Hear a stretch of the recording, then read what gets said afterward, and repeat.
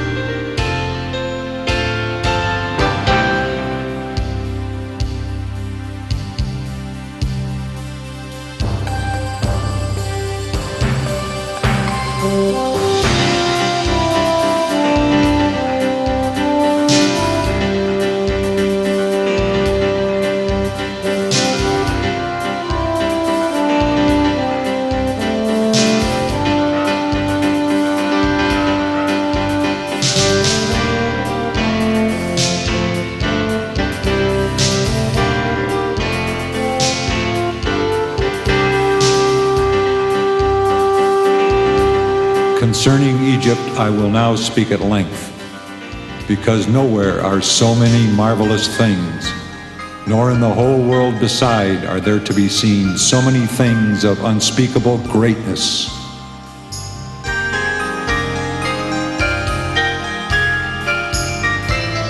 Those words were first spoken some 27 centuries ago, when one of the world's first tourists, the Greek Herodotus, visited the land of the pyramids. Ancient Egypt's Nile Valley cradled a magnificent civilization. This culture held sacred, tangible treasures of gold, onyx, ivory, and gems. Treasures preserved and protected by the elaborate tombs of the pharaohs, and studied and appreciated today. But Egypt holds other treasures that the pharaohs never knew existed, the living jewels of the Red Sea. When you walk by an airline office and see the little model planes and posters of faraway places with strange-sounding names, ever want to just walk in and buy a ticket to some exotic place? What if you did, and traded the hustle and bustle of the concrete canyons of America for the ancient monuments and majesties of Egypt? You're confirmed for tonight's flight. Departure is 10 p.m. You have to be at Aer Lingus Terminal by 8 o'clock.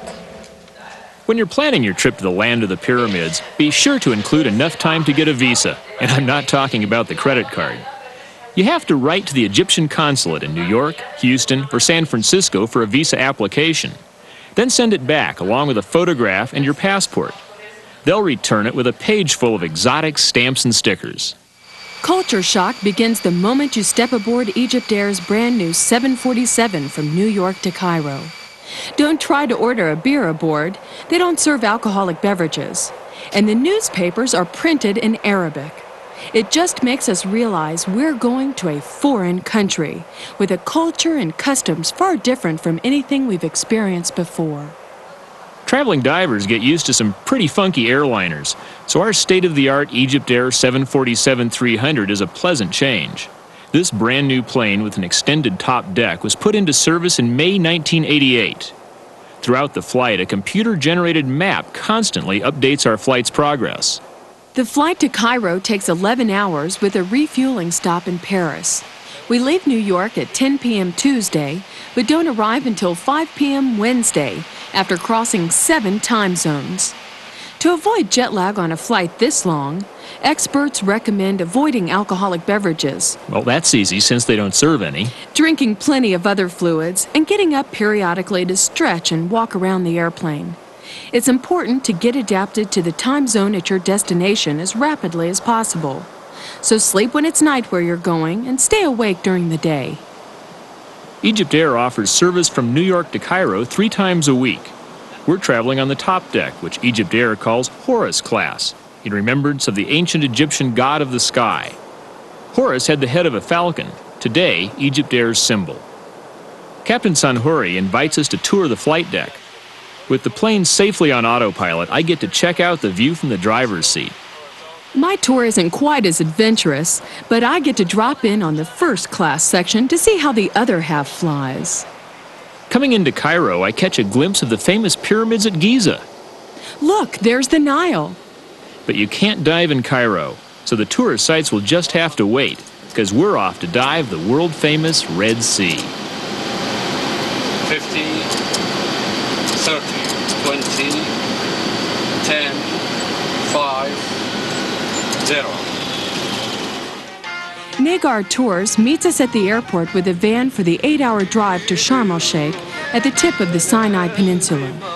We're driving both to check out the scenery and because we have 24 video equipment cases to tote. But many divers choose Air Sinai for safety and convenience. Egyptian roads are good, but unsafe passing practices put you at risk every time you get in a car here.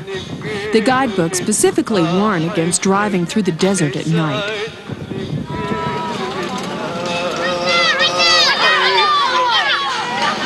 Like so many other destinations divers travel to, Egypt is a don't drink the water kind of place. But because of the desert heat, you still have to drink a lot of fluids. So many travelers carry around bottled water, which is sold in every hotel. You may want to pack your own toilet paper also, since hygienic practices in Egypt are different. Speaking of health concerns, you'll want to check with your doctor or disease control office for recommended shots before you go. A gamma globulin shot will boost your immune system and protect you from hepatitis. The Red Sea lies between 2 barren deserts, but there's nothing desolate about the underwater scene.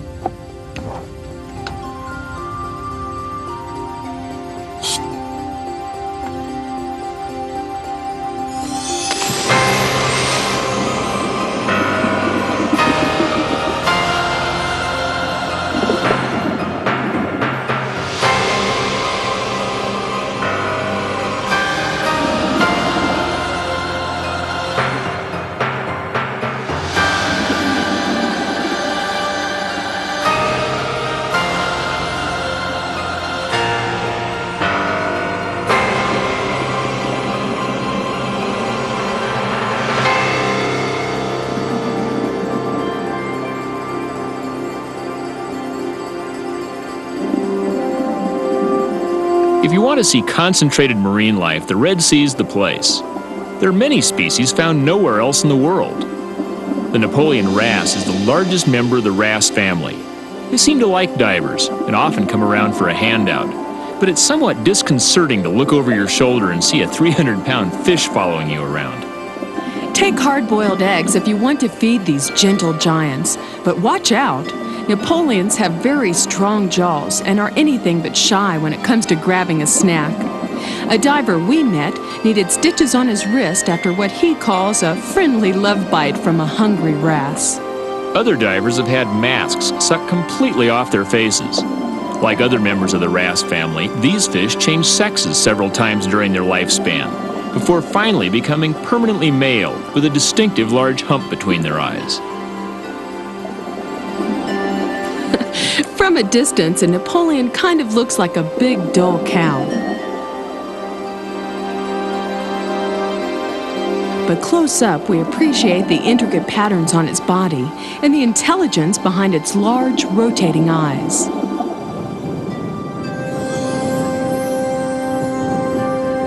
Our base of operations is the Kelowna 2, a 60-foot-long ketch perfectly designed for small group live-aboard diving. It's equipped with radar, sat-nav, and a shortwave radio for worldwide communications. Captain Freddie Storeheil came to the Red Sea 11 years ago to escape the cold in his native Norway. What advantages does diving off a sailboat have? Does a sailboat really work for divers? I was fortunate enough to have a sailboat with a good uncluttered aft deck, which was very suitable for divers. Most sailboats have got hatches and winches scattered all over, and you have no really room to move around. Here you have. So to handle 4, 5, 6 divers here is really no problem at all. Freddie, what kind of groups do you cater to on the boat? We have worked on the American market since 1982 with CNC, and it's worked out well. What type of people come aboard? From America, due to the relatively high price it costs to travel here, we mostly get professional people. On this boat, quite often families, and as we only take a maximum of 6 divers, it's very often a bunch of friends who goes together and charter a boat, so they have a boat for themselves. Do you think Americans are bothered by the political situation in the Mideast? Well, as soon as a hijacking happens in Athens or Rome or Lebanon or something happens in basically in the Middle East, the American stops coming to this part of the world.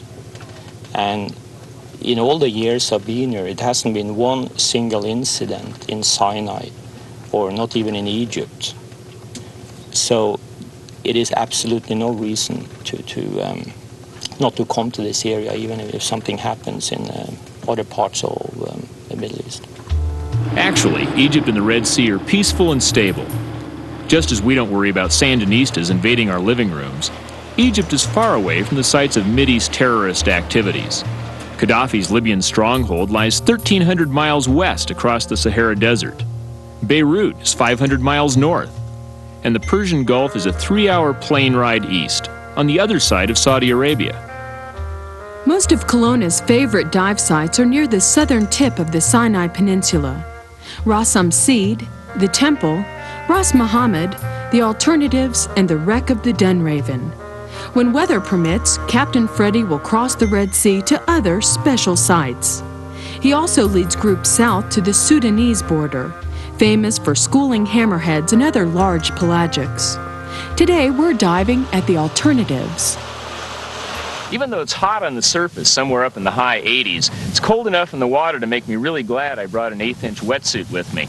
I've also had to add 4 extra pounds to my weight belt since the Red Sea is saltier than most. You'll need that to get down.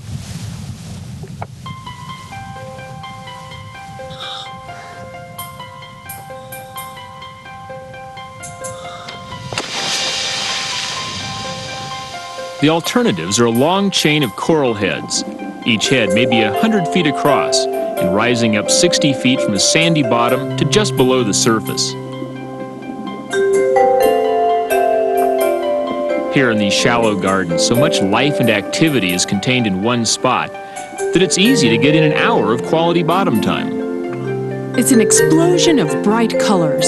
These groves of soft coral trees can only be described as stunning.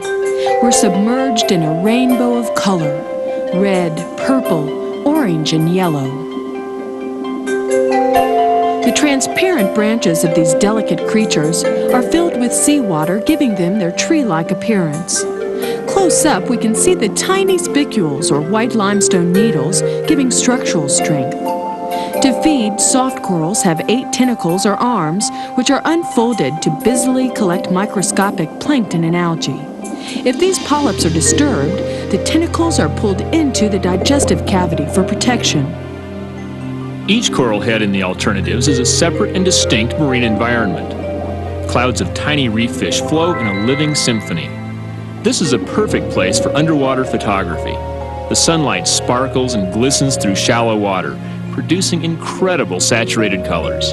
It's sights like these that make us fully appreciate the convenience of diving from a live-aboard boat. We surface only long enough to change tape and grab a fresh tank before plunging once again into the rainbow sea.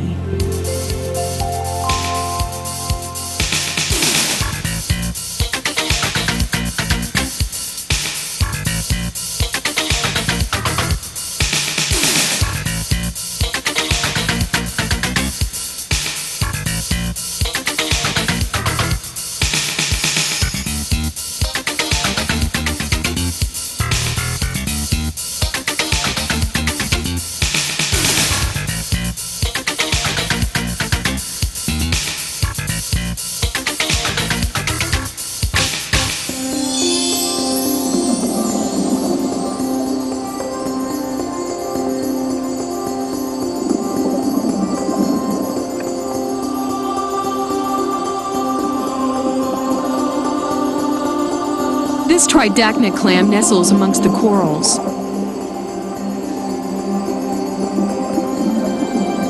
When touched, it shyly closes up, only to quickly reopen with curiosity.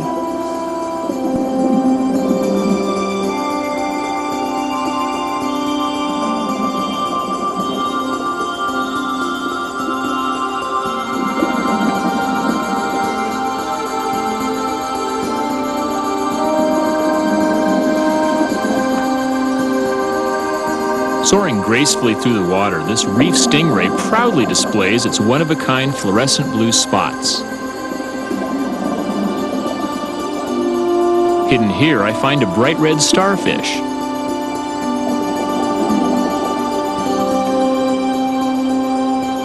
An itty-bitty clownfish has found a perfectly sized bulbous anemone for its home. I always like seeing clownfish. They're my favorite. Me too. But did you see that lionfish in the wreck? He was huge. He was huge, but he was better looking than this one. A lot more beautiful, brighter reds and really nice white tips. Right. You know, I want to see the blue-checked butterfly fish. In all the pictures I've seen, they're such a bright lemon yellow, and they're unique to the area. They are night feeders, I understand, though. Well, I think we'll see them swimming around today. And we do. This butterfly fish is known by several different names: the golden butterfly, the lemon butterfly, and also the blue-checked butterfly. Its gracefulness, large size, and bright lemon color set it apart from all others. It is found only in the Red Sea and is usually seen in pairs or small groups, and can grow up to a foot in length. Sporting a gray triangle over each eye, this fish is a leader in the underwater fashion world. One of the butterfly's cousins is the angel antenna fish.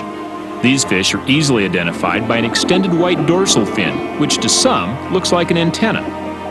Although they can be found in open water, they seem to prefer the reef habitat. Like other butterfly fish, they can often be found swimming in pairs. We're at a site known as the Temple. Here we find leather corals, daisy corals, even stinging fire coral is big and beautiful here. Another fascinating type of coral found in the Red Sea is bubble coral. Looking very similar to fish eggs, the bubble coral's outer appearance is only a clever disguise. During the daytime, bubble corals expand balloons near their tentacle tips to protect all vulnerable parts from nibbling predators like the starfish and sharp-toothed reef fishes. At night, the balloons collapse slightly so the coral's tentacles can collect its primary food source, plankton. Like other reef-building corals, bubble corals have individual polyps and stony calyxes. No one has ever accused me of having a poor appetite, and I really appreciate the food aboard Kelowna too. Although we're diving just outside Sharm el-Sheikh, Egypt, Freddie Storheil resupplies his boat in Israel. It provides us with a more variety when it comes to food. Sharm el-Sheikh yet isn't really built up enough to justify, let's say, like a big supermarket you can find in Cairo. So the only way we can get what we feel we need is to bring food down from Elat. That means we can get a variety of meat products, we can get fresh fruit and vegetables, yogurt, and so on. And that is just not available in those quantities and that varieties here yet. Returning to port at the conclusion of our charter, we run into Captain Freddie's other live-aboard boat, Kelowna 4. It's a 75-foot-long wooden-hulled motor vessel that can accommodate up to 10 divers. Or chartered together with the two, large groups up to 16 can experience the Kelowna's style of unlimited diving. There's so much to experience here in the Red Sea, it's too much for one issue of Sea Fans. We haven't tried shore diving, the European method of exploring the underwater wonders of the Sinai. Jackson Reef in the Straits of Tiran is closed to liveaboards, but not dayboats. Captain Alex Double of the Lady Jenny 5 has invited us aboard to explore the wreck of the historic Dunraven. And really, you can't come to Egypt and miss the pyramids or the mysteries of the Upper Nile. So we've checked into the Marina Sharm Hotel in Sharm el-Sheikh, where we'll stay until the spring issue of Sea Fans Video Magazine.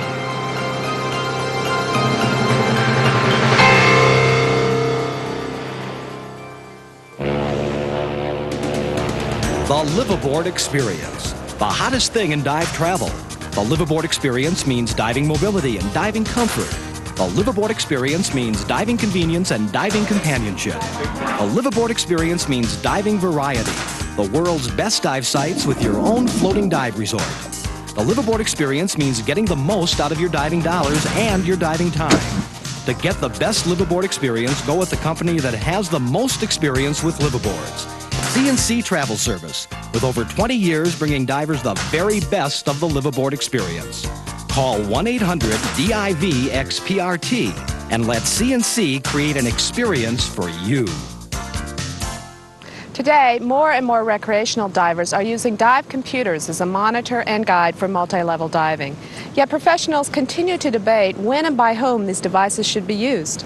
We feel it's important for every diver to learn as much as possible about how these little computers work before deciding whether or not to use one. So for our equipment story this issue, we're presenting a video produced by the people at Sequest, who sell the Sunto dive computer. We feel this is a good introduction to what multi-level diving is all about.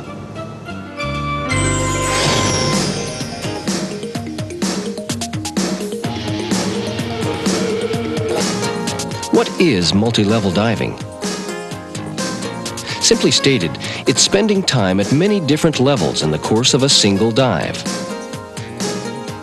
Until recently, most divers base their dive plans on the rules of the air decompression tables given in the U.S. Navy's diving manual, which assumed that their entire dive was at their maximum depth. Sport divers are multi-level divers, free to move up and down as they explore the underwater environment. Sport divers, therefore, need a method of calculating their decompression status on not just one depth, but all of the various depths they visit during a dive. Only constant recalculation of all the various depths and the actual amount of time spent at those depths will give a true reflection of a sport dive. The sport diver who finds himself mobile and moving through the water column up and down and around has difficulty in interpreting how to apply those tables to his actual dive exposure. Well, the answer is a microprocessor. I certainly soon ran into the limitations of the tables and longed for something that would give an accurate representation, a true profile of what a real dive really was. That's what now is possible with the diving meters. What's the usual profile you dive? Well, we usually go to 100 feet for 20 minutes. Well, since we have these meters, why don't we dive it as a multi-level profile? Okay. Drop down to 100 feet, say, for 10 minutes. Yeah. And then come on up to, how about 70 feet? Sound reasonable? Spend another 10 minutes there? Good. Yeah. And when we get to 70 feet, we'll find that the meter allows us more time, more available dive time. All right. And when we're through there, come up to about 50 feet and spend another 10 minutes. Mm-hmm. That'll give us a half an hour on the wall. Okay. At that point, the meter will also show us more time available. And then finish up in about 20 feet. Go up and cruise around in the shallows. That sounds good, yeah. That way we can finish our dive in there. The 20-foot segment would amount to the equivalent of an extended safety stop. We'll hang out there until we hit 500 pounds and then come up. Give us about probably an hour's worth of dive time. Sound okay? Sounds wonderful to me. You ready? I'm ready. Although the phrase multi-level diving is new, the technique has been in use for more than a decade. The term multi-level diving was introduced to sport divers in 1976, but it had been used by commercial divers for probably 15 or more years prior to that. Multi-level diving is a name for what I've been doing ever since I've been diving. It's what sport divers do all the time. It's just now we know what to call it. The commercial divers have been doing this for years. They call it repetting up. For example, diving on an oil platform, they'll go to the maximum depth of the platform, do their work, and if it's a maintenance or an inspection job on the oil platform, they're just working their way back up. Multi-level diving is, in fact, a reflection of what most people do when they go out on a sport dive or a scientific dive. It's fairly difficult for the novice, particularly to track a dive that doesn't stay at a fixed depth for a given period of time. That is a multi-level dive. And even that leaves some big gaps because the tables are a matrix of numbers, and it doesn't include every minute and every depth. But the model from which the tables is derived is a continuous model. It's an equation describing the uptake of gas in different theoretical compartments in the body. So theoretically, you could do instantaneous calculations moment by moment and actually track the theoretical uptake and elimination of gas in whatever number of compartments that model might consider. To do this by hand, would require repetitive calculations with each stage of the dive, even if it's a fairly straightforward dive. But if it's meandering, you get into combinations of millions of calculations required for a single dive profile. All decompression schedules are based on mathematical estimates. In designing their decompression schedules, the Navy constructed a mathematical model based on 6 separate equations that theoretically simulate the human body. The Navy refers to each equation as a tissue group or compartment. We know that some tissues have higher blood flow than others, so therefore those with high blood flow would take up nitrogen more rapidly than one with low blood flow. But this is probably an infinite number of combinations in the body, so a model involving just mathematical equations just slices through that infinite number of possibilities. And depending on the number of compartments or theoretical tissues that you build into your model, that's the number of equations that would be basically involved in a device. Here, the Navy's 6 equations are seen as containers representing the 6 compartments used to generate their tables. Each compartment absorbs and releases nitrogen at a different rate. Some are fast, some are slow, and some are somewhere in between. Each compartment differs in the total amount of nitrogen it can absorb and then safely release upon surfacing. The amount of nitrogen each compartment can safely hold is illustrated by its height. The faster compartments can tolerate more nitrogen than the slower compartments. By tracking the amount of nitrogen absorbed and released at varying depths, credit can be allowed for shallower segments of a dive. The real benefit of computer-assisted multi-level diving is evident on dives that have a short segment in deeper water and then proceed to shallower water. For example, after a diver reaches his maximum depth, say 110 feet for 15 minutes, the fastest compartment is nearly full. The other compartments are filling more slowly. As the diver ascends, the pressure surrounding him lessens. After spending 25 minutes at, say, 60 feet, the 2 fastest compartments have unloaded some of the excess nitrogen they picked up on the deep segment of this dive. The other compartments continue to absorb gas slowly during this dive's mid-water segment. Now the medium compartments are reaching their maximum safe values. Ascending to a shallower depth, the surrounding pressure continues to decrease, and nitrogen slowly vents off in all but the slowest compartments. After 20 minutes at 40 feet, the 3 fastest compartments have unloaded even more nitrogen. But the 3 slower compartments continue to absorb the gas.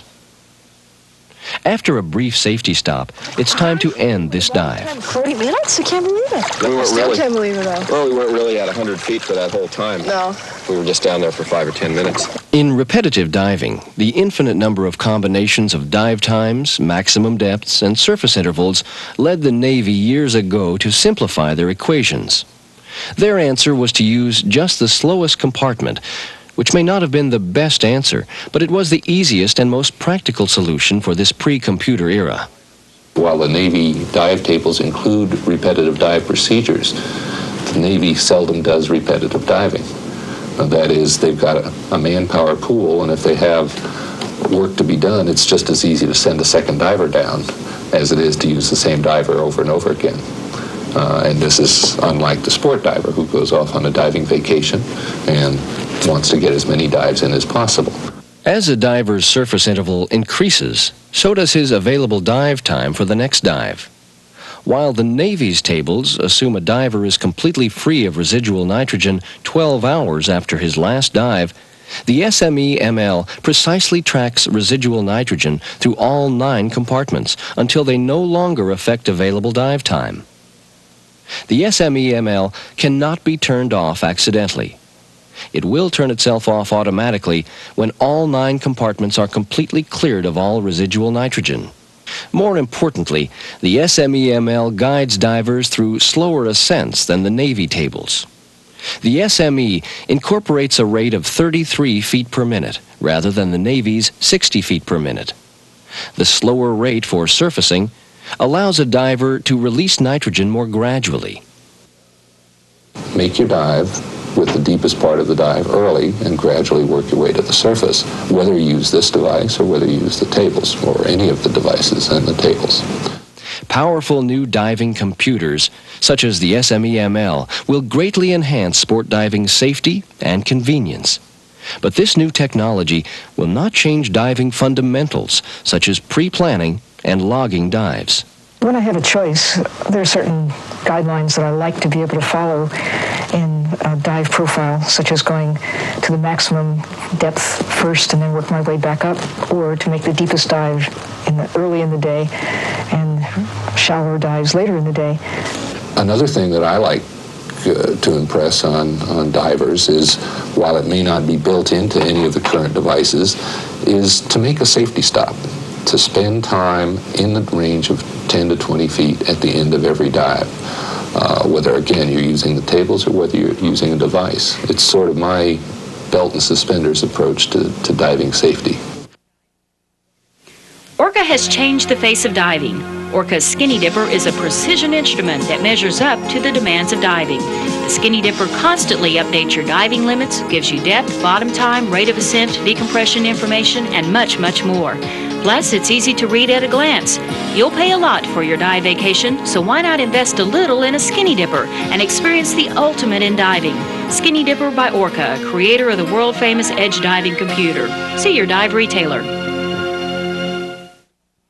Jimmy and I have been a lot of places around the world, but Micronesia just seems to hang on to our hearts. I keep thinking that somehow, someday I'll be getting back there, so I keep writing songs about it. This one's called West of Tomorrow.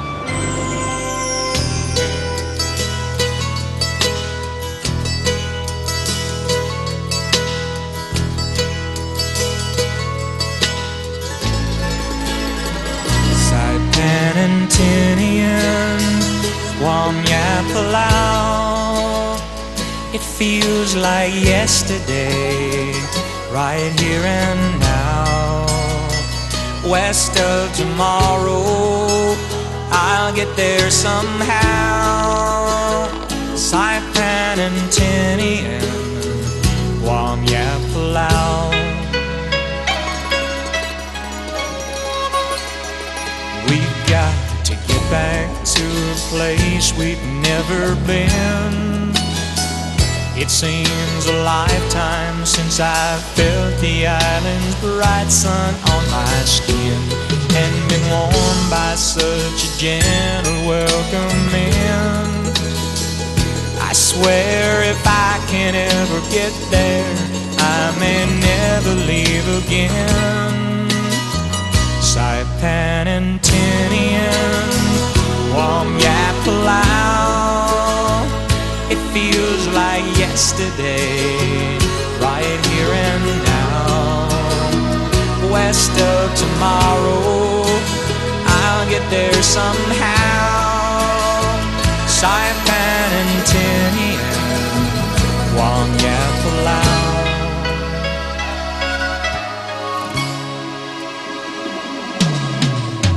Of pearls laid elegant on Mother Ocean's breast, and tied to me by history has now become my quest.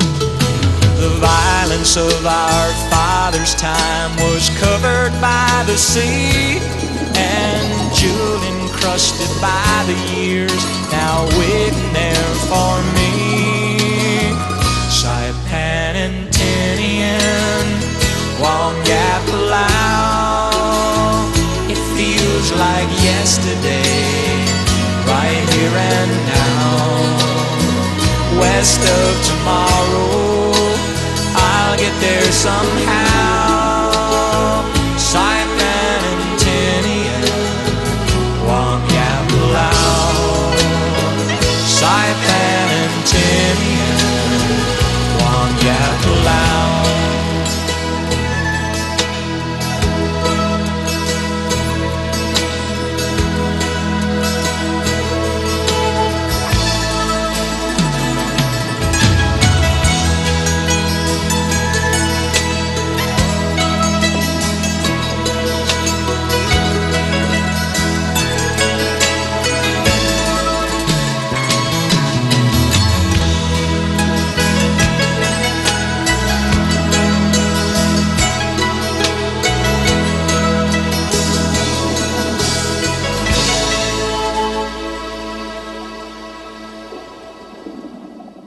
You may think of winter in the U.S. as off-season for diving, but there's an American paradise that's a good bet even in the coldest of months. It's the U.S. Virgin Islands, land of 1,000 virgins and 1,000 dive spots. The word for vacations in the U.S. Virgin Islands is easy. Easy diving, easy to reach, easy living, and easy sailing. Easy in the islands. And the over 50 keys and hundreds of smaller rocks and outcroppings ensure miles of diving pleasure. Dive operators regularly visit more than 60 dive sites. You can dive without worry in the Virgins because all the shops are staffed with dive guides certified by U.S. agencies and launch dive boats registered and inspected by the U.S. Coast Guard with Coast Guard certified captains. Then, too, you can be assured of U.S.-style maintenance for compressors and equipment. And, in case of an emergency, there's a chamber and Coast Guard rescue teams. Getting to the Virgins is easy, too. Many East Coast cities have direct flights, and the airlines offer discount and package deals, with especially attractive off-season rates from mid-April through November. Finally, it's a comfort for many, especially the novice traveler, to know that you can arrive without a passport, speak English, and spend U.S. currency and credit cards. No one seems to know why Columbus named the islands after St. Ursula. Somehow, the thousands of outcroppings reminded him of the 1,000 virgin followers sacrificed for Ursula's chastity. Other colonial rulers followed, but the Danes have left the most marks. You'll find remnants of their rule in charming Danish architecture and forts.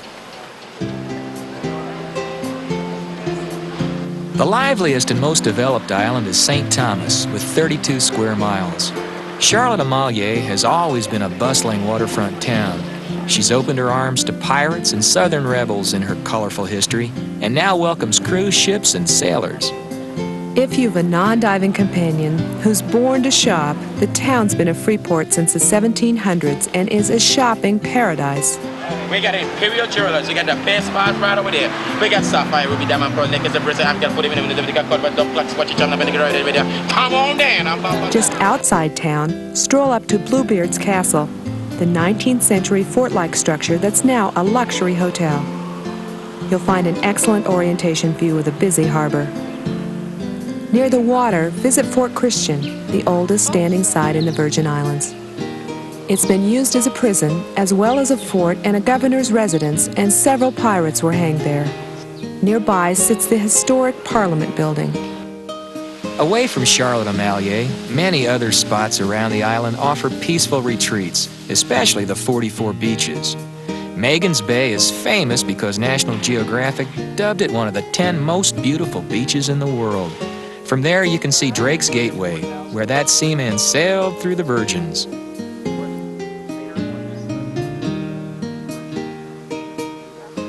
St. Thomas has a reputation as an island for honeymooners and cruise ships, but it's also a diver's island. Most diving is by boat, with rides ranging from 10 minutes to an hour. Dive packages with hotels fit every budget. Instruction, photo processing, and equipment are also readily available. The St. Thomas Diving Club, a PADI 5-star facility at Belongo Bay, serves locals as well as guests. Leisha Richmond, the head dive master, talks to us about Virgin Islands diving. Tell me about your program here at St. Thomas Diving Club. I think probably the nicest things that we do here is that we offer individualized service and attention to all of our guests. We don't ask anybody to schlep any of their own tanks. We don't ask them to do anything but enjoy themselves. I think that the most special thing here is our diversity. We can offer so many different types of dives for all divers. We can do beach dives, we can do wreck dives, we can do beautiful reef dives, and we do have some simulated walls that we can do. So we have just a very wide diversity that we can offer anyone. Tell me about the site called French Cap. French Cap is a deep dive that we do, and it's located off of the island called French Cap, and the one that we're going to do is called the Pinnacle. And the Pinnacle is just a really neat rock formation that has been there for so long that it is completely coral encrusted. 1 hour from Charlotte Amalie, French Cap can be a rough ride, but it's within 1/2 hour of Belongo Bay. The Pinnacle's a seamount. The tops at 45 feet marked by 2 rocks. Because the mount's far from shore, visibility is usually fabulous. Schools of fish swim between the mounts. Nearby lies the cathedral, a good second dive from the quay.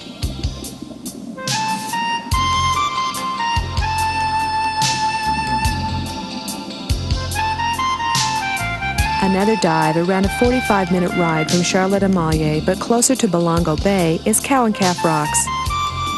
Although the outcroppings barely protrude from the surface, local legend has it that the larger one was once spotted by a nearsighted mariner and mistaken for the cow and calf of migrating humpback whales. Divers need to watch the surge, but underwater a dramatic coral tunnel network branches into an H pattern. Visibility is great with silt-free conditions.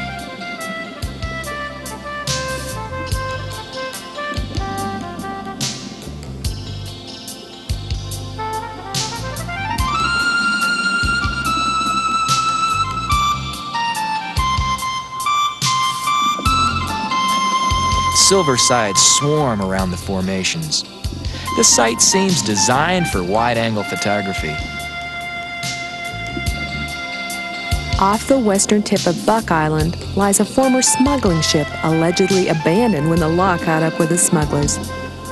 Local divers rescued the ship and moved it to Buck Island, where the Cartanzer was sunk in 70 feet of water.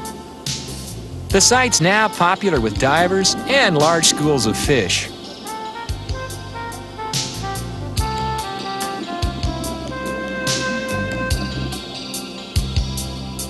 The wreck is almost intact except for some damage from Hurricane Allen a few years ago. The hold is revealed so you can swim easily through the cargo areas, engine room, and many other parts of the ship's interior without the danger of sun penetration dives.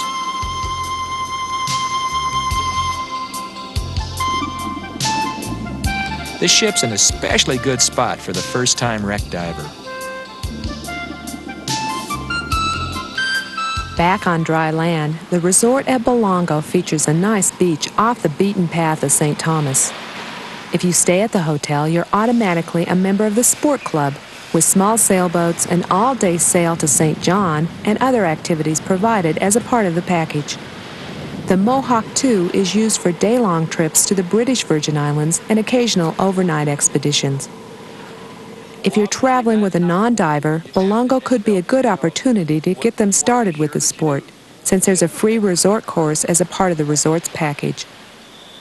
Perhaps one of the easiest and most pleasant ways to visit the Virgins is via sailboat. We sail on the China Cloud, designed to accommodate divers in luxury. Look what I found, Lynn. Book of yacht interiors. From a liveaboard, you can visit sites on St. John or the east end of St. Thomas that you can't reach from Belongo. The diving shared by St. Thomas and St. John includes large coral formations with rocky bottoms, archways, caves, and caverns. The tunnels at Thatch Key provide an intriguing maze.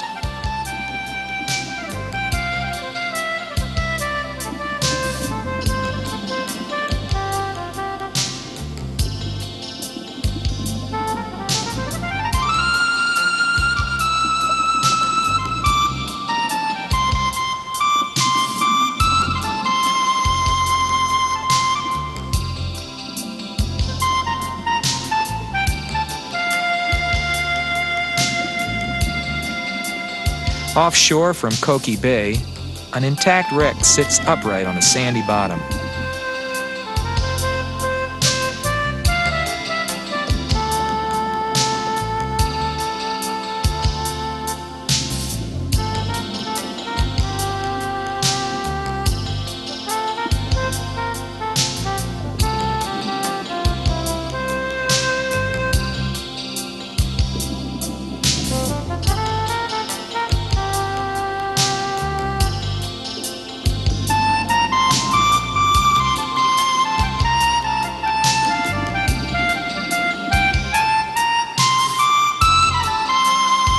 Exploring the Virgins under sail gives travelers a whole new perspective on the islands. Bob and Sharon Ellman will even let you take a turn at the wheel.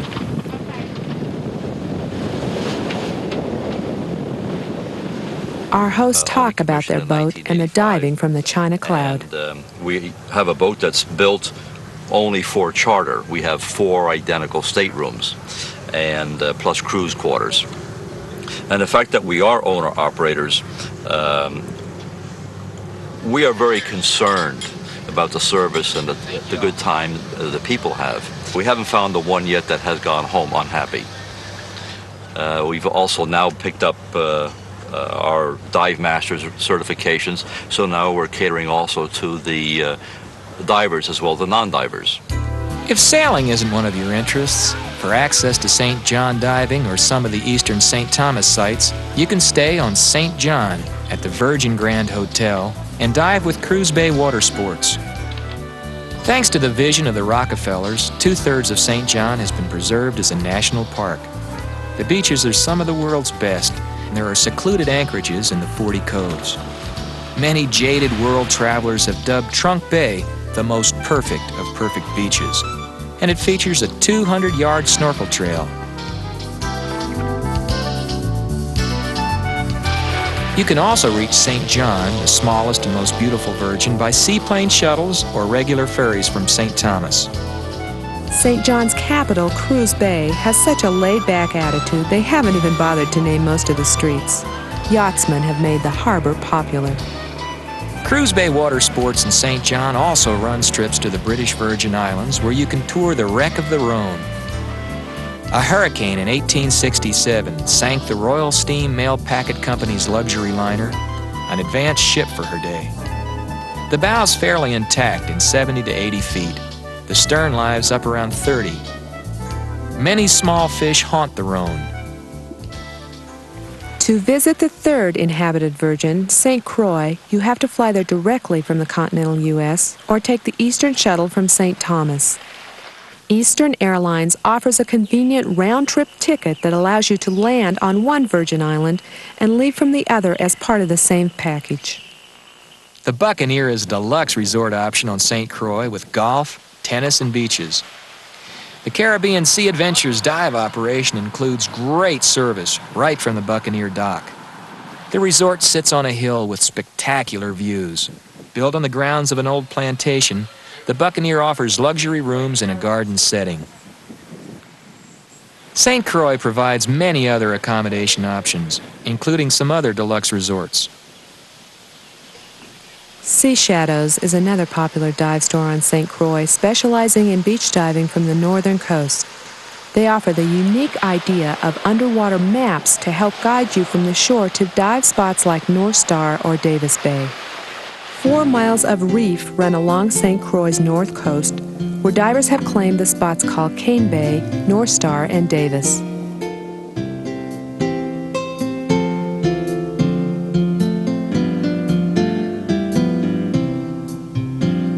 Cane is a drop-off patched with elkhorn trees, sea urchins, and fans.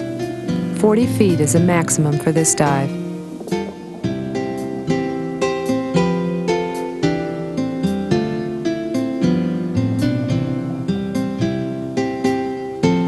Davis Bay is on the northwest side, around 45 minutes from Kristenstead. A remote site with occasional rough surf, the beach is worth the trip. The wall has a gentler slope than Cane Bay, with a maximum depth of 130 feet. The wall is covered with plate coral and brown sponges.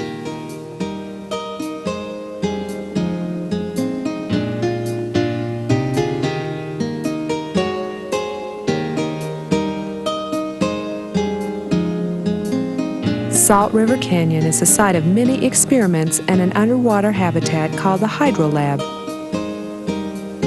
We sampled the west wall, which begins at 40 feet and falls nearly vertically to a depth of 150 feet, where it collides with the sandy floor. Average visibility is around 60 feet, but can be less because of high seas over the reef. Back on the island, Fort Kristenstead is a perfect place to sample the history of the islands, since it's preserved as a national monument.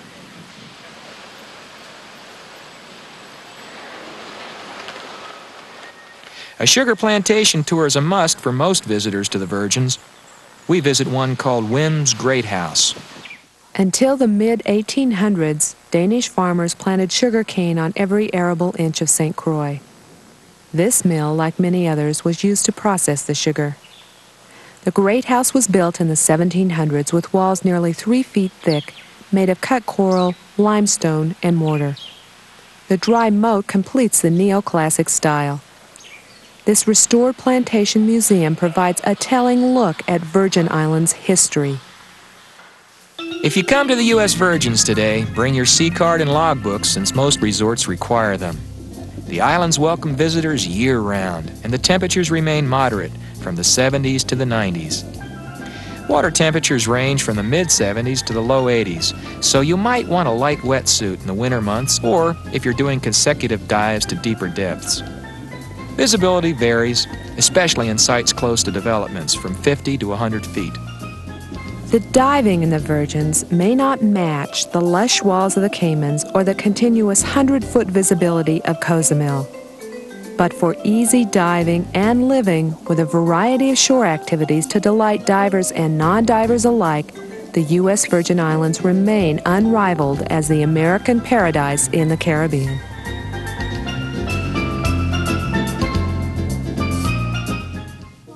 Introducing an intelligent display of your behavior. Tecna's new Digitech, a fully computerized dive console. Digitech is changing the face of underwater instruments in a diver-friendly way. The Digitech from Tecna tracks 11 separate dive functions and automatically displays them in a logical, easy-to-read format. Imagine a pictograph of your scuba tank that actually shows your air supply at a glance, and a remaining airtime function that constantly updates how many minutes of air you have left. The Digitech includes a unique scrolling function that allows you to recall information from up to 4 previous dives. And best of all, Digitech lights up in the dark automatically. No more sweeping your console with a light to monitor depth, bottom time, or remaining air. Tecna's diver-friendly Digitech, your new diving companion with perfect recall. See Digitech at your dive dealer today. Last issue, we brought you the first part of our video clinic. Scott Ogle, our director of photography, talked about how to select the best equipment for your needs. This time, our video veteran continues with a segment on technique. Scott shares with you the secrets of the pros, so no one will accuse you of just making home movies. In the last issue, Sea Fans, we talked about the tools and equipment you'll need to get started in underwater video. Today, let's go underwater, and I'll show you some techniques to give your underwater video a professional look.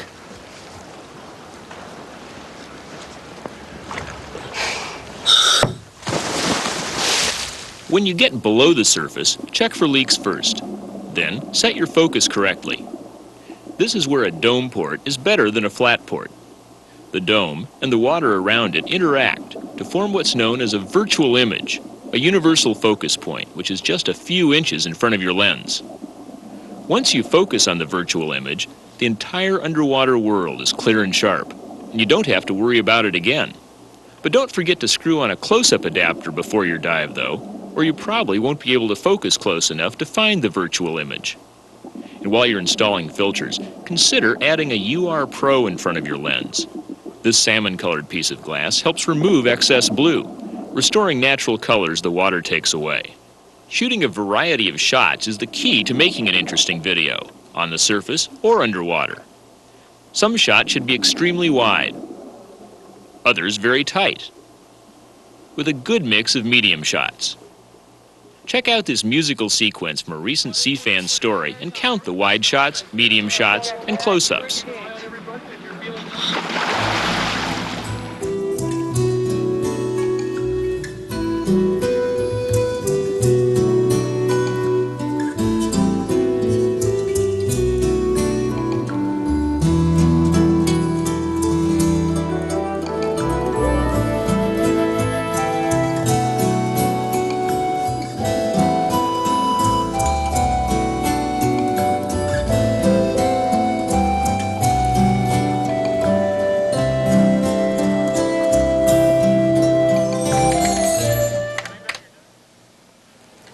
Did you notice I didn't use any zooms or pans in building that sequence?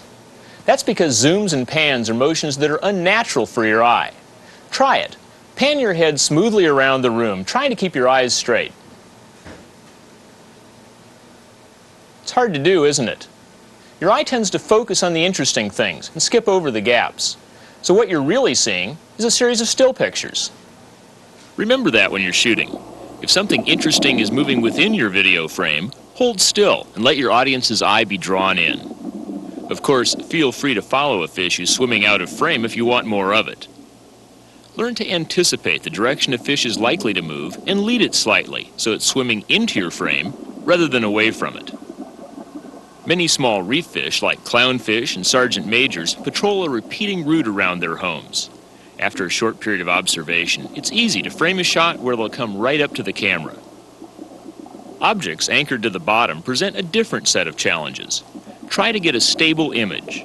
The water around you acts as a natural shock absorber to cushion the camera from sudden jerks, but current and surge also mean some motion is inevitable. Since tripods are impractical underwater, go with the flow.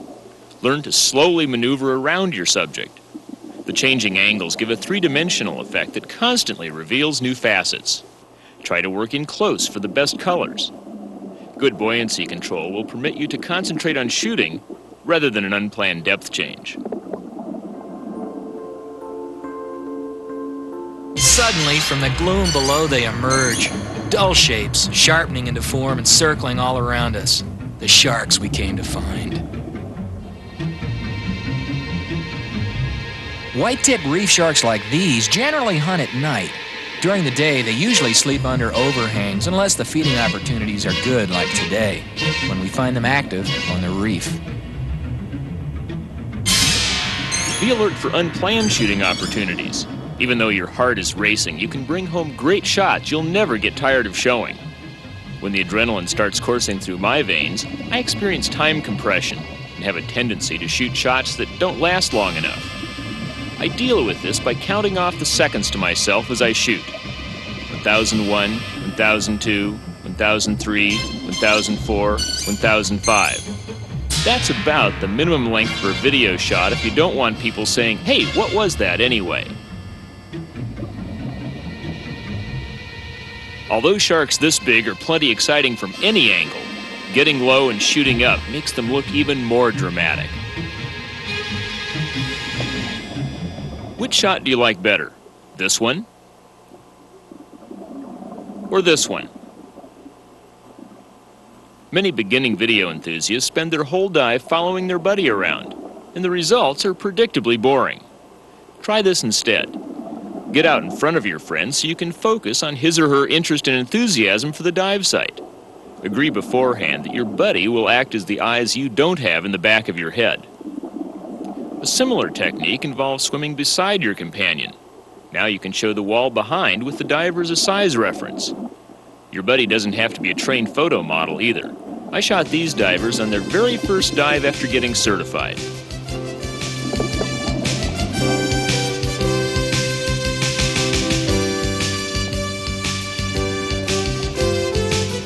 Cut into shots of the group or close-ups of the sights they see.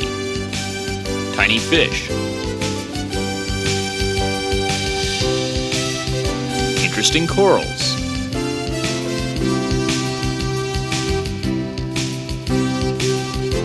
Anemones. Notice how the low angle adds drama.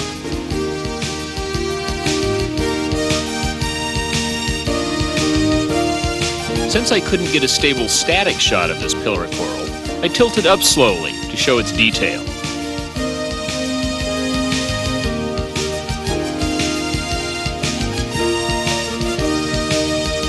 Letting the diver swim right over my head creates silhouettes in the sun.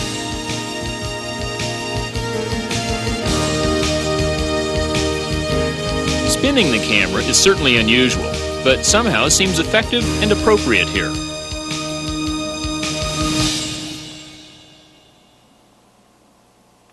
One of my favorite shots is the POV, or point of view. This shot works very well underwater because it simulates the experience of diving so well. When intercut with diver action, the sequence of POV shots really recreates the memory of a dive. Which reminds me, Don't try to literally reproduce a dive by leaving the camera running throughout. Now, you may think every one of the 40 minutes you spent underwater was fascinating, but your audience just might think differently. Editing, either in camera or later on, is another key to keeping your audience's interest. Here at CFans, we may shoot 10 hours of videotape to get one 15-minute story. Our photographers sometimes spend an entire dive following one fish around to capture just the right moment. And then we spend days editing the piece.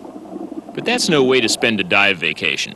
So we asked an expert on in-camera video editing to give a few pointers so your tape will be polished and ready to view as soon as you get back to the surface.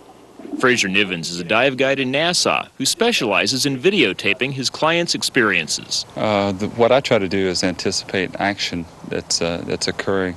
For instance, if a diver happens to start swimming towards me, I'll get just a little bit ahead of him, and as he's swimming towards me, before he swims into the frame, I'll cut the camera on and let him maybe swim through the actual composition, and then as his fin tip actually exits the picture through the viewfinder, I'll go ahead and cut the camera off at that point. Sometimes you have to, depending upon the particular camera that you're using, you have to either click the camera on a little earlier or click it on a little after the scene, after the diver exits the scene. I have a shark sequence that I do in most of my underwater videos. I'll have a small rubber shark, and I'll hold it in front of the wide-angle lens. And if you hold it really close and move it through the scene, you can sometimes make it look like, if you put a diver in the background, make the shark look like it's actually eating someone. Phew, that's about as close to getting shark bit as I ever want to come. Where was our sound man and safety diver, Doug Stiebner, when I needed him? Hey, Doug, time to get back to work. Good shooting, everyone. I'm Scott Ogle for CFans. Since his first visit in our last issue, our newest reporter, Scott Cordeleau, has continued searching the world of diving for the latest news and tips.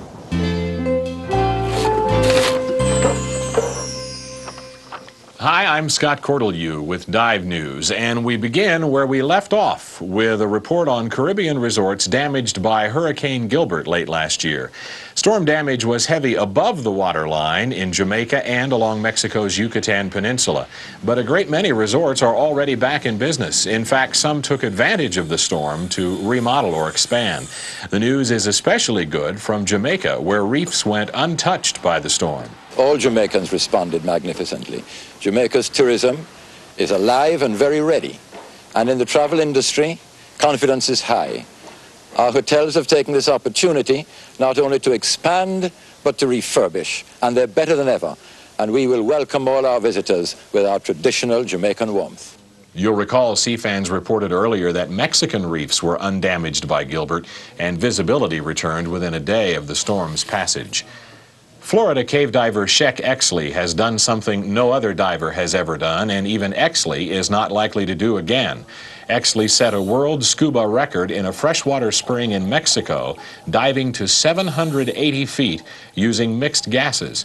This home video of Exley's preparation and descent was shot by author Ned Deloach, who wrote of the dive for Ocean Realm magazine.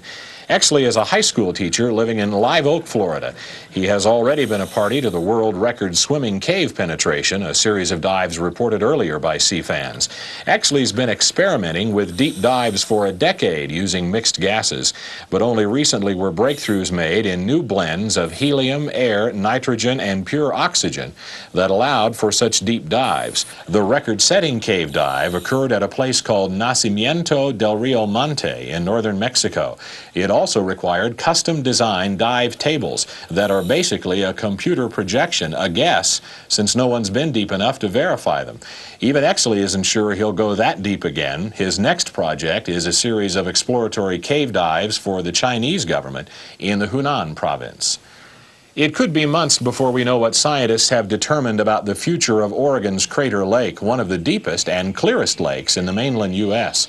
Last summer, scientists got their first look at the bottom of Crater Lake, diving to more than 1,400 feet in a submersible.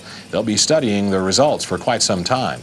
The visibility at Crater Lake has been deteriorating in recent years. The theory is that thermal vents on the bottom and geothermal drilling outside park boundaries are affecting water clarity. Such vents were found, but the temperature readings don't jive with what the Park Service and Oregon State University had expected. Dive instructors are organized, dive operators often have trade groups, and we've all heard of DEMA, the Dive Equipment Manufacturers Association. Well, for the past year, divers have had their own organization, and leaders say it's growing by leaps and bounds. Called Divers United, the National Association for Sport Divers, the group represents the interest of the individual diver in the nation's capital. So far, Divers United has been involved in the fight against the Shipwreck Act of 1988, in the effort to create more artificial reefs along the Florida coast, and to promote equity in life insurance industries for sport divers. Associate membership in Divers United is free. Active membership just $15 a year. Most dive shops have enrollment forms. Aquariums are popular with divers, especially saltwater aquariums that can be a home for some of the species we see in the underwater world. But you may have noticed a problem with fish from the Philippines. Shortly after you bring them home, they turn up dead for no apparent reason. The Ocean Resources Company, a New York fish importing house, says the fish in your tank could be the victims of cyanide poisoning. Fishermen in the Philippines use the deadly toxin to bring the fish up, making them easier to catch. The company's begun a campaign called Just Say No to Cyanide. A spokesman says if people don't push for drug-free reefs, someday there won't be any. It's always nice to be recognized for your efforts, and CFANS is no exception. We're proud to say our work was chosen for a Bronze Cindy Award from the Association of Visual Communicators and a Bronze Award from the 31st Annual Film and TV Festival in New York. Topping off our year was the honor of being a finalist in the Travel Awards from the American Video Conference. We'd like to share the spotlight with you, and that brings us to Eyes Below, your chance to share your best underwater shots with divers around the world. Hawaiian videographer Mercer Richards sent us this rare footage of triggerfish mating. North Carolina divers Nancy Cates and Thomas Worth noticed something you and I might have missed: a crocodile fish, all but invisible on the floor of the Red Sea until disturbed.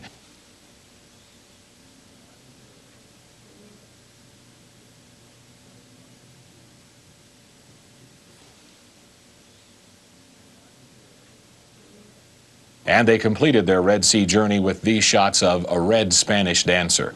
We'd like to see the best of your underwater video. Send it to us at CFANS, 7800 East Iliff, Suite E, Denver, Colorado, 80231. We'll need about 3 to 5 minutes of a copy of your best work. I'm Scott Cortelyou for CFANS.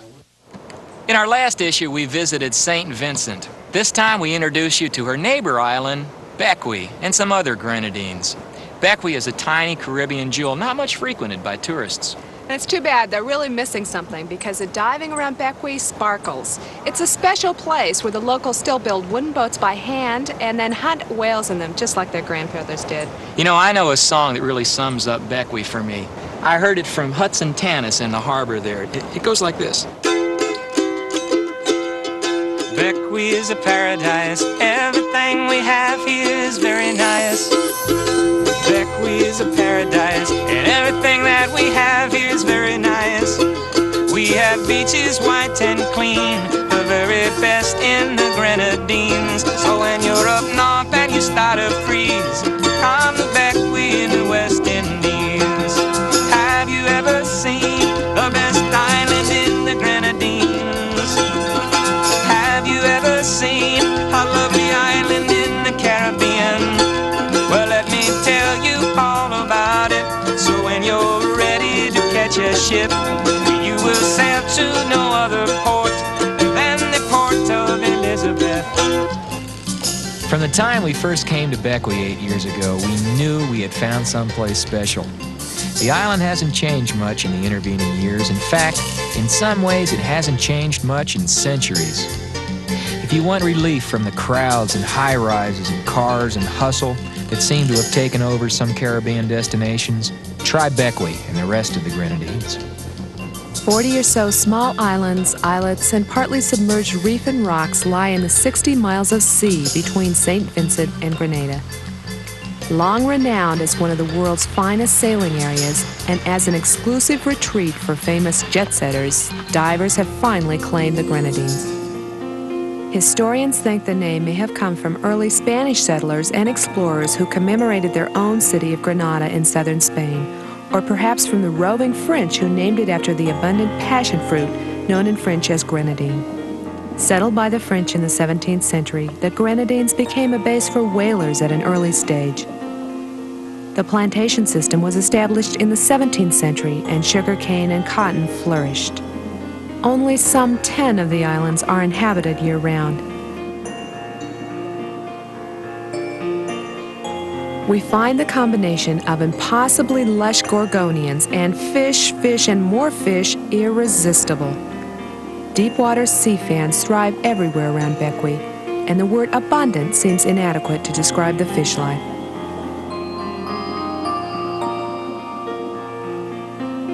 Swirling clouds of Creole wrasses, grunts, jacks, and other schooling fish are common sights around Bequia.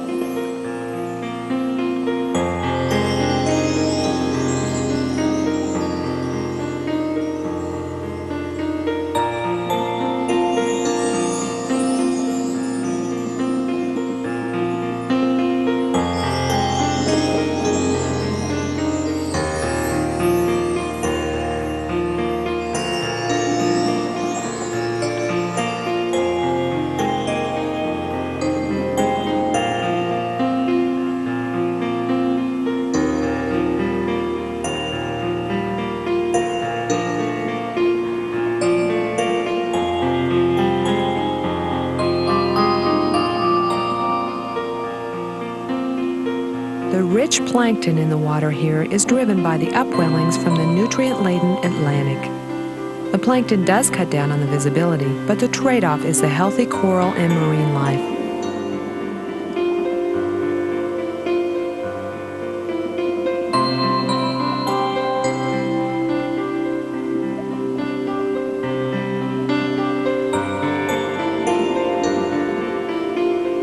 Most of the Grenadines are the summits of underwater volcanoes in the inner arc of the Antilles.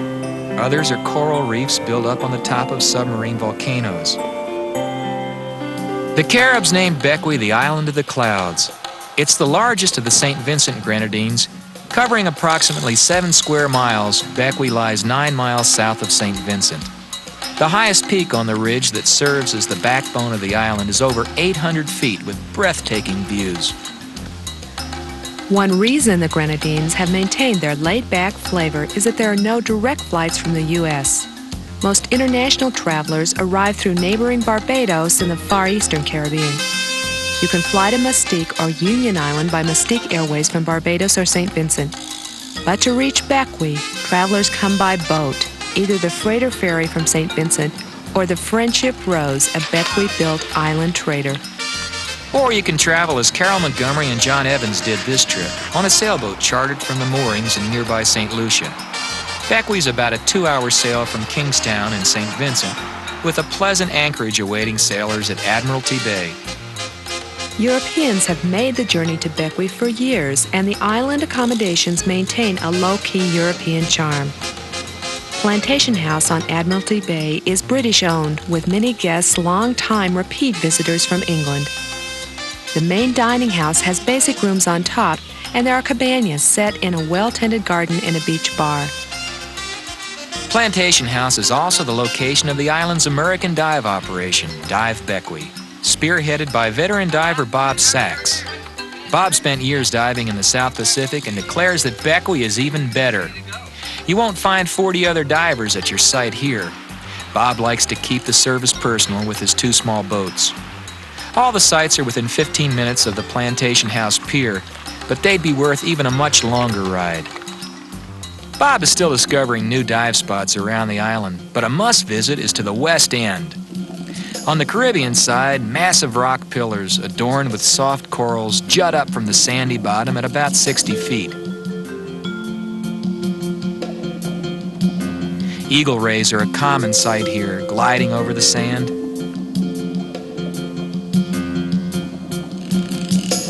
The area swarms with small fish.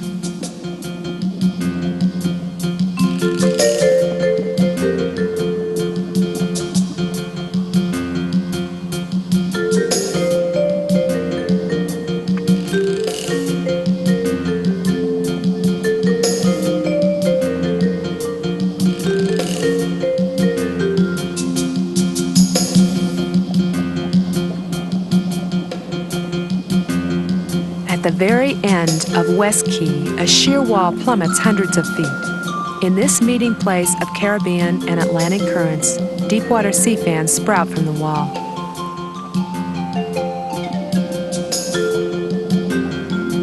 An unusual bushy white coral stands out in the blue of the ocean. More clouds of bait fish feed in the rich water.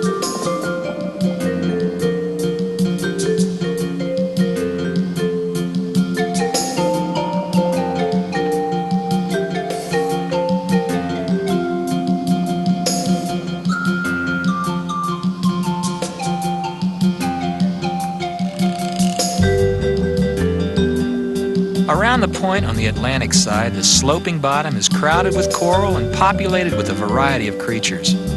A spotted moray weaves its way above the coral.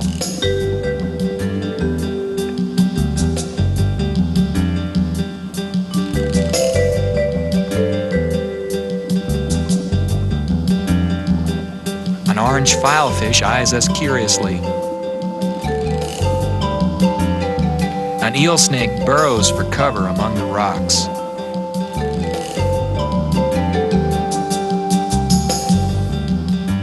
One of our local guides finds an octopus for us to study.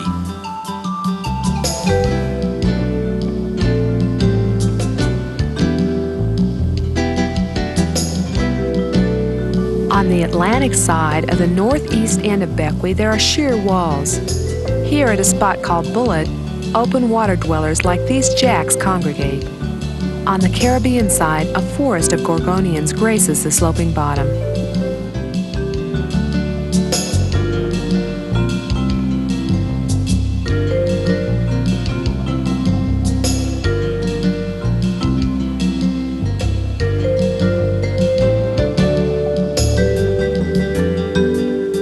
One of Bob's favorite dive spots is Pigeon Isle, surrounded by Atlantic waters offshore from the west end of Bequia.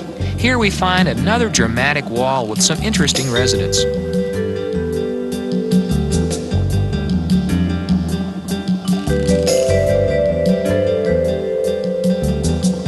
Bequia even has a wreck to explore at the edge of Admiralty Bay.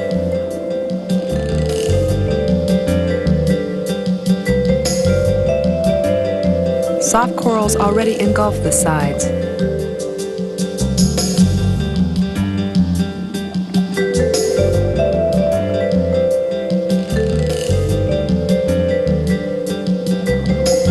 The coral-encrusted bow provides a hiding place for crabs.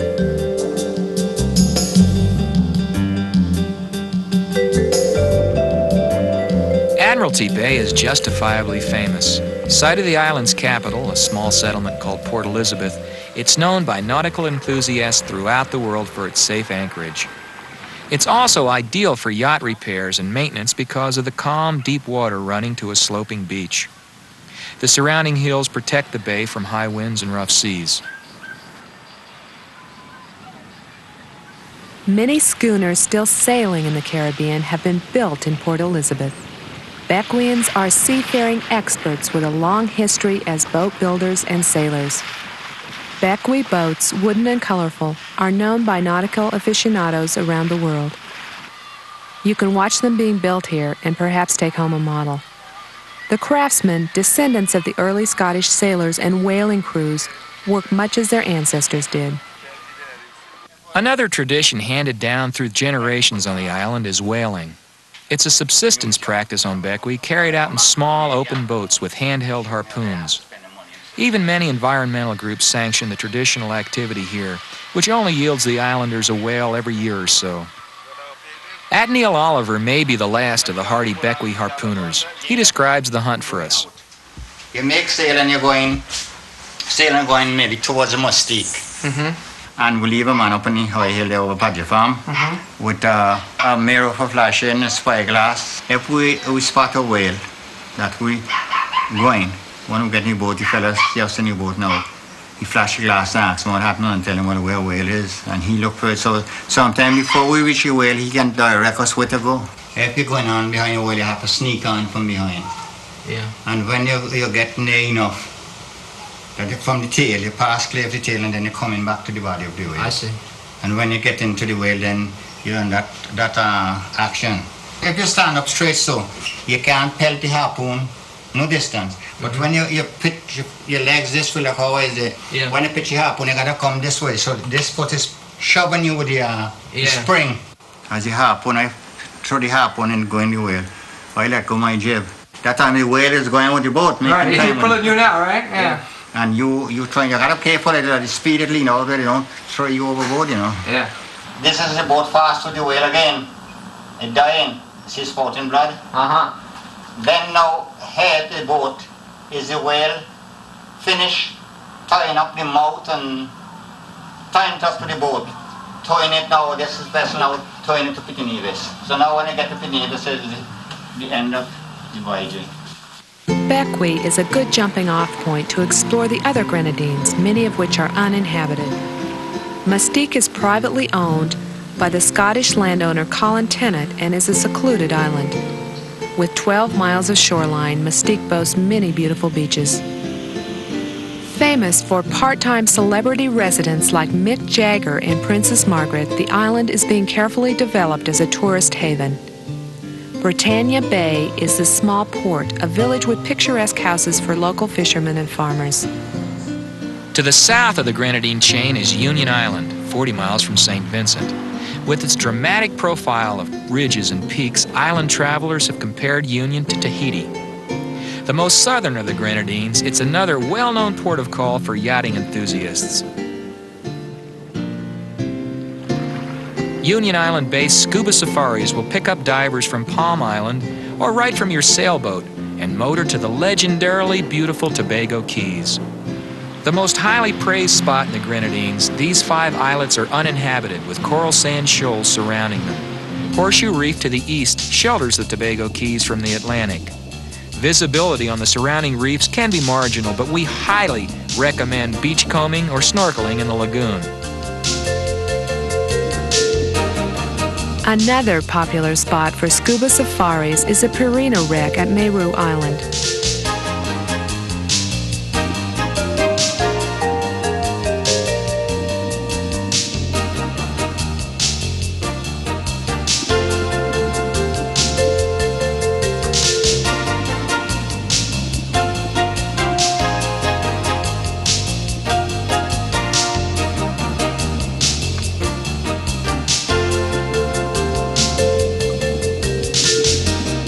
It's alive with fish, and the activity increases when divers show up with handouts.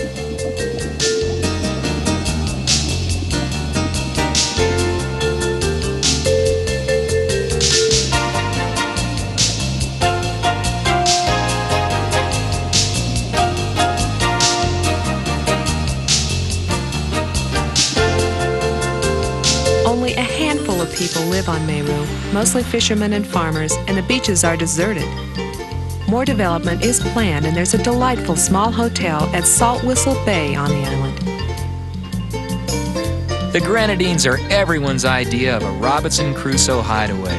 Getting there requires a little extra time and planning, but once you do, you'll leave time behind in one of the almost forgotten corners of creation. I'm Lynn Eisaguirre. For all of us at Sea Fans, thank you for being with us. We're excited to be starting our 3rd year, and you made it all possible. I'm Jimmy Ibbotson. We'll see you again in a few months. Till then, dive safely and keep warm.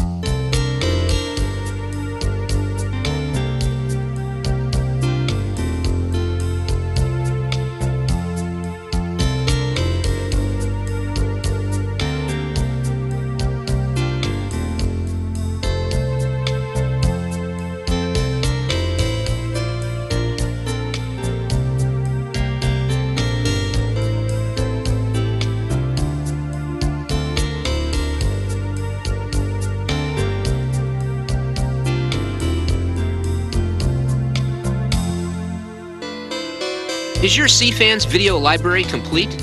It's not if you haven't collected the wealth of coverage of Planet Ocean available in CFANS back issues. These timeless tapes will continue to provide valuable dive information and underwater entertainment for years to come. The Collector's Edition Premier Issue takes you up close and personal with agile sea lions in Mexico's Sea of Cortez. You'll meet Chris Newbert, photographer and author of Within a Rainbowed Sea, who shares some hints for dramatic macro studies. The artist's palette of diving in Bonaire splashes with color before your eyes.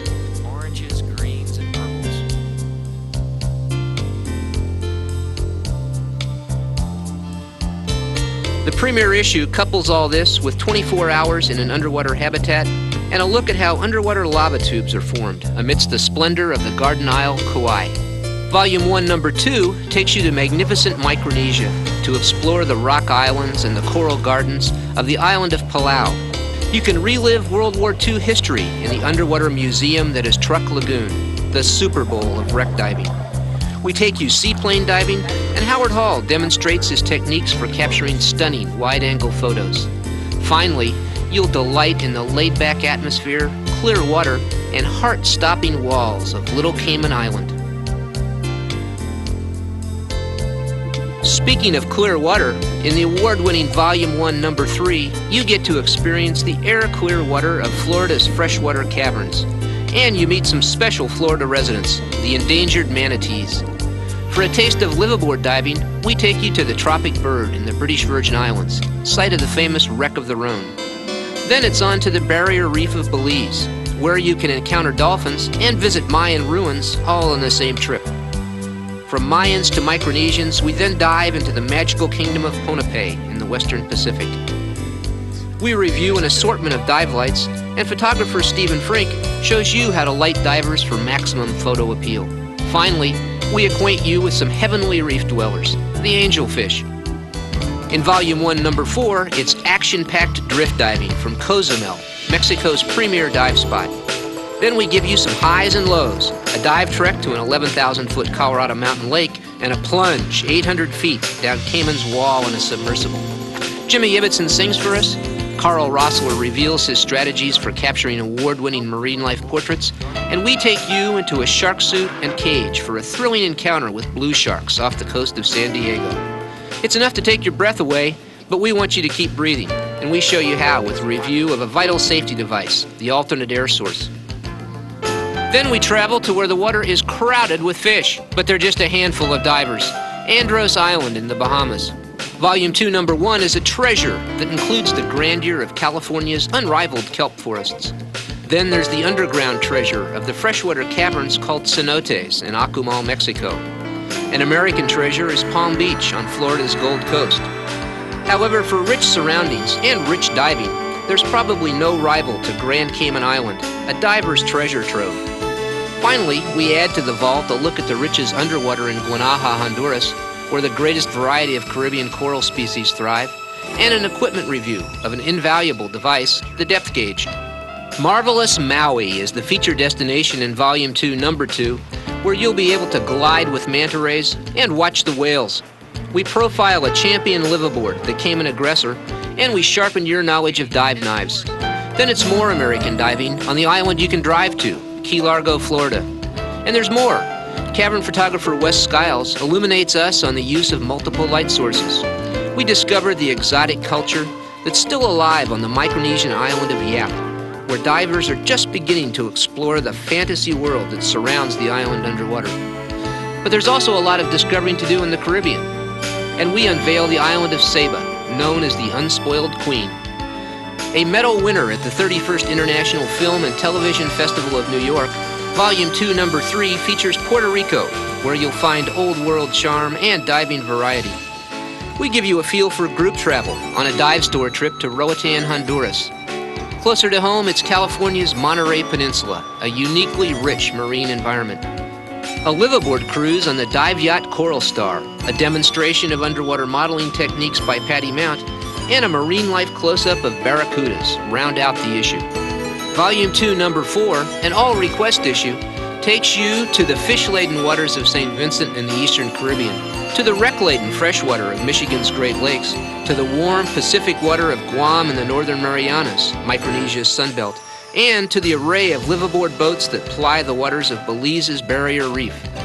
With a new feature, Dive News, and a thorough review by our own Scott Ogle of the equipment available for making your own underwater videos, it's the capstone to 2 years of Sea Fans. Each and every issue is designed to keep you in touch with Planet Ocean, and they're all available at your favorite dive store or by calling us at 1-800-622-8767. Remember also that if you're one of the many divers who is excited about sailing, you're probably ready to set sail with our new video magazine for sailors. Set Sail brings to the world of sailing the same kind of quality, information, and entertainment that divers have found in Sea Fans. It's the perfect way to keep you or a friend sailing all year long. Use the enclosed card or call 1-800-622-8767 to subscribe.